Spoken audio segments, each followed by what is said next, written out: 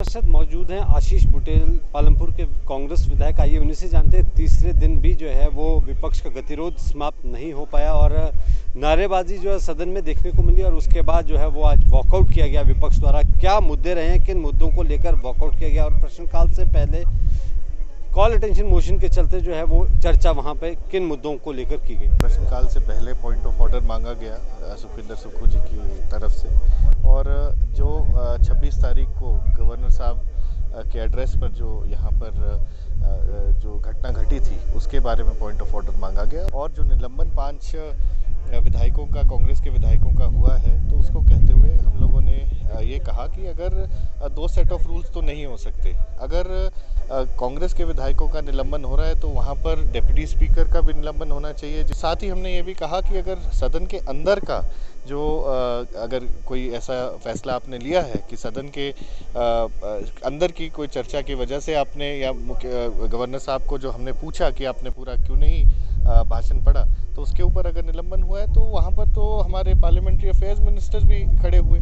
तो 2 set of rules क्यों लागू किए गए, ये उनसे पूछा गया था। अगर सरकार चाहती है कि ये हम लोग वापस आए तो निलंबन वापस लेना चाहिए, और अगर हमें निलंबित कर रहे हैं तो बाकियों को क्यों नहीं करते। इसी बात पर आज ये बात हुई। जिस तरह से आपने भी कहा अनपार्लियामेंट्री वर्ड्स का जो है वो सदन के भीतर इस्तेमाल किया गया, चाहे वो धमकाने की बात हो, तो क्या लगता है इस तरह की परंपरा जो है वो क्या मैसेज जो है वो बाहर लोगों को देगी?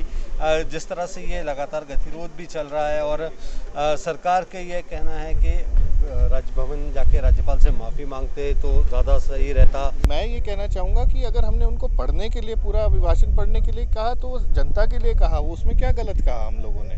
हमने तो ये उनसे रिक्वेस्ट की कि अभिभाषण जो आपने कहा है तो उसको पूरा पढ़िए, और इसमें मुझे नहीं लगता कि हमने कुछ गलत किया। मैं आपको ये कहना चाहूँगा, कांग्रेस पार्टी एक विपक्ष की अच्छी भूमिका निभाएगी और आने वाले समय में CLP के जैसे जैसे निर्देश होंगे हम वैसे वैसे आगे काम करेंगे। बहुत बहुत धन्यवाद आशीष जी। थैंक तो यू। ये थे हमारे साथ आशीष बुटेल, पालमपुर के कांग्रेस विधायक, जिन्होंने साफ तौर पे कहा है कि जिस तरह से सरकार लगातार गतिरोध तोड़ने की कोशिश कर रही है, लेकिन उन्होंने स्पष्ट ये कहा कि गतिरोध सरकार नहीं तोड़ना चाहती है, क्योंकि वो चाहती है कि जो 6 मार्च को 2021-22 का बजट मुख्यमंत्री सदन में पेश करना चाहते हैं वो सर्वसहमति से भाजपा के विधायकों द्वारा ही पारित कर दिया जाए, विपक्ष उसमें हिस्सा ना ले सके।